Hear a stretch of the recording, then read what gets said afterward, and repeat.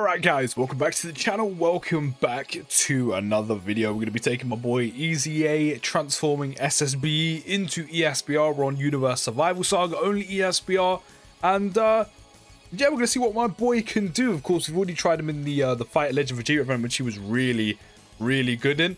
One major thing as usual, it's such a shame I mentioned it so much in yesterday's video. It's such a shame about the rotation between these two. Like I said, don't get me wrong, the rotation's not bad. It's not a bad rotation in the slightest. It's just, honestly, this rotation could have been so much better with the EZA SSBE and LR SSBE. If it was just for one thing, like, I'm so glad I used an item, but this is still gonna hurt a little bit. And that's just his wonky damage reduction.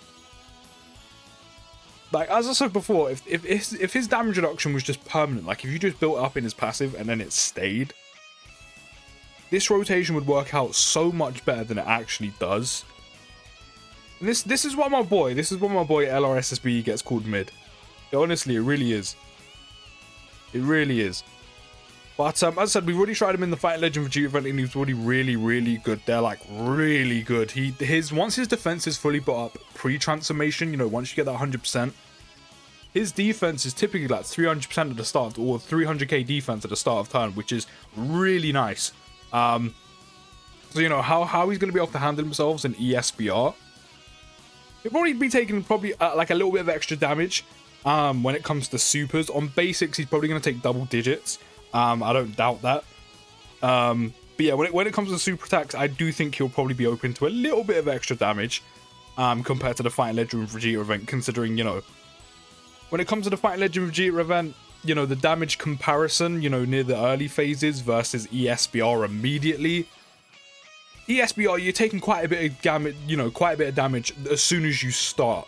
So you'll probably take a bit of extra damage, but I still think even with 300% defense, even without the likes of, you know, guard, damage reduction, or even potentially evade, I do think even on a super, he will still tank really well, especially compared to other units in the game, especially probably compared to other units that are actually on this team with us right now. So I'm looking forward to that and seeing how he does here. As I said before, like, this EZA has to probably be one of the best EZAs in the entire game. Like, I know he's not putting out 6, 7, 8 million attack stats. You know, I know he doesn't have guard. And, you know, he's going to be taking double digits on every single super that's going to come his way.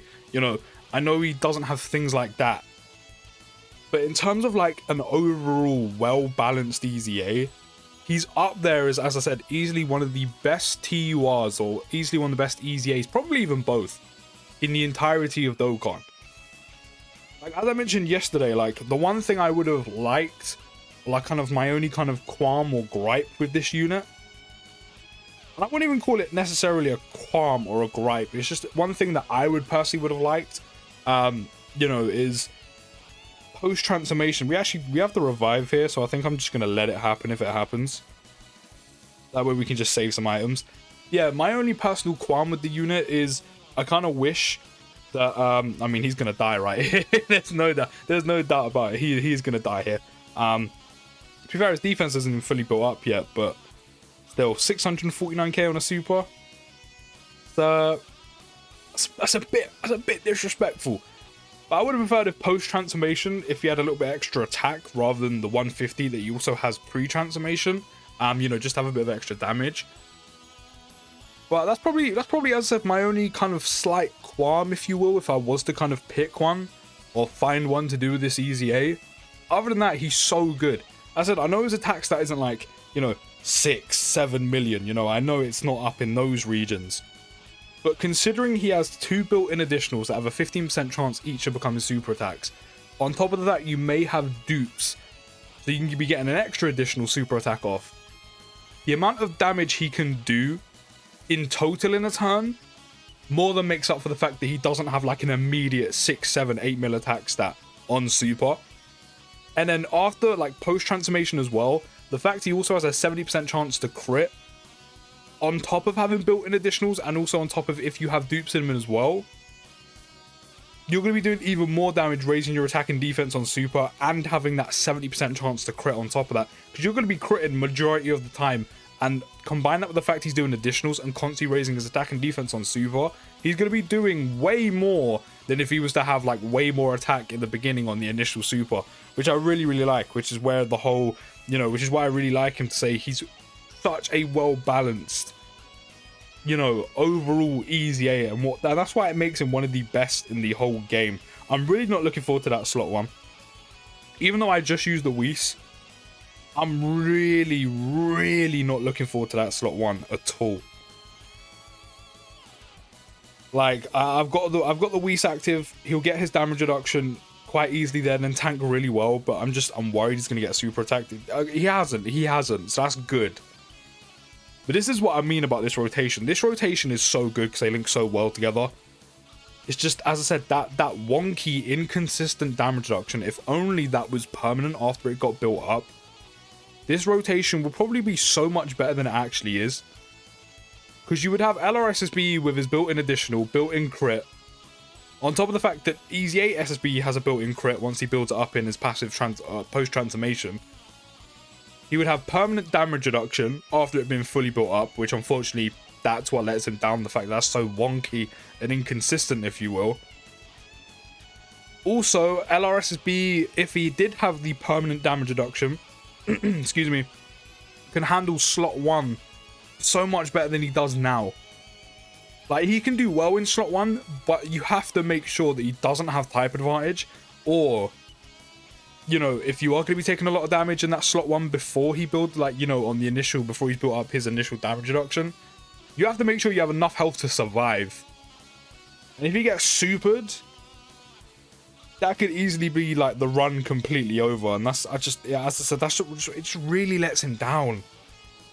And I do really wish that he had like consistent damage reduction. It really would make him such a better unit for it, and this rotation would be so good. Because don't get me wrong, once you build up EZA SSBE's defense post transformation, he has about, as I said, 300k defense, which can actually work in slot well quite well, again, without guard or damage reduction, you know, and potentially got evade as well. But, you know, before that, even though it doesn't take him long to build it up because of the built-in additionals, you're doing at least 3 attacks a turn. You know, obviously he can't handle slot 1. He's not built for slot 1. And it's just such a shame that the damage reduction is so wonky at LR-SSBE, because then you could have him in slot 1, EZA SSBE in slot 2 would be perfect, and that rotation would just be so amazing to run. But, you know, here we are with the wonky damage reduction. And, you know, a lot of people considering LR-SSBE is quite mid, which is a huge shame, especially with me. He is good, but it really does let him down. And especially with how good LR-UI Goku is and considered, you know, it does kind of make the LR-SSBE Vegeta not even seem. He literally got the short end of the stick when it came to them two.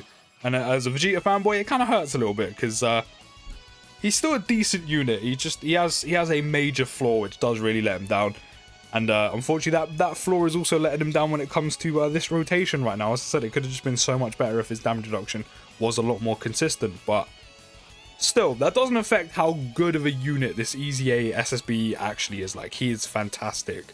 There's 1 dodge, there's 2. Can you get the hat trick? There's the hat trick. Can you dodge the super for me, please? Really? Really? There was 3 basic attacks, I think, and you dodged all of them. As soon as it came to the super attack, nah. It's like Dokkan has that on purpose. Like, it sounds so stupid because there's a 70% chance. Like, it's just a chance. It will happen when it happens. But for some reason, a lot of the time when it comes to using that LR-UI Goku, he will dodge all the basics. But as soon as someone supers him after all the basics are done, he just doesn't choose to dodge that one. That's when he decides, nah, 70% chance is up. And it's not even, that happens so frequently.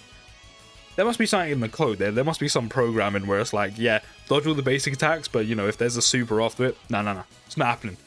That's not that. It's not a 70% chance anymore. It's like Vegeta's 15% chance to get an additional super. That's what it changes to. It must do because it happens so often. So often. Look at all those additionals, man, and none of them became a super attack. I mean, to be fair, that is with extra defense. So I mean, without the EZA there on a basic, you're probably talking like maybe still a few hundred, maybe a couple thousand damage. Which in ESBR, again, for a unit that doesn't have guard or damage reduction. And actually, to be fair, I don't even know if his defense was fully built up either. Taking that much on a basic is still pretty good in ESBR. But again, I'm not entirely sure if his defense was fully built up at that point. That is also another thing when it comes to his defense, which isn't a problem because of how fast he stacks it. But of course, with ESBR having that, you know, huge damage, like straight off the gate or like right off the bat, I really did combine two phrases there. Straight out the gate and right off the bat. As I said, it's not a problem and it doesn't let him down as a unit, but you are open to a little bit more damage compared to like Vegeta and GT Goku event. Because, you know, with Vegeta and GT Goku event, because it's a longer event and there's so many phases, the damage starts off so low where you don't really have to worry about it until like potentially like the third, fourth phase in. And after, and that's only when if the unit's defense isn't good and they have like type disadvantage. And even then, you probably still won't die unless you've been supered like every single turn and, you know, the wrong units are being supered. But that would be super unfortunate. So highly unlikely to happen. So, you know, in the longer events, even though again he builds up his defense, you know, pre-transformation very quickly, because again, you're doing at least 3 attacks a turn. To get his defense fully built up to the 100%, it's going to take 5 attacks. You literally get it the second turn he comes back on turn 3. So, you know, as I said, with ESBR having dealing a lot more damage straight out the gate, compared to like, as I said, GT Goku event and the Vegeta event, as I said, because the damage slowly starts to build up until like the 4th phase in. Since there's more damage to be taken, you know, right off the bat in ESBR, you know, not having his defense, you know, having to wait until that second turn or that he comes back, or third turn it will take for him to come back. You know, it does leave him a little bit open for damage, but as I said, it's not a problem because he's still gonna stack up his defense in both events. You know, on the third turn, you know, the second turn he's back. Like, it's still very good because I said you're gonna be doing at least 3 attacks anyway in a turn. You know, it's gonna take no time at all to get his defense up to 100%. It's just, as I said, in ESBR, you know, the ESBR units, you take a lot more damage immediately compared to like the longer events. As I said, because it starts off, we all know the damage in GT Goku and Vegeta event in the early couple of phases. It's nothing.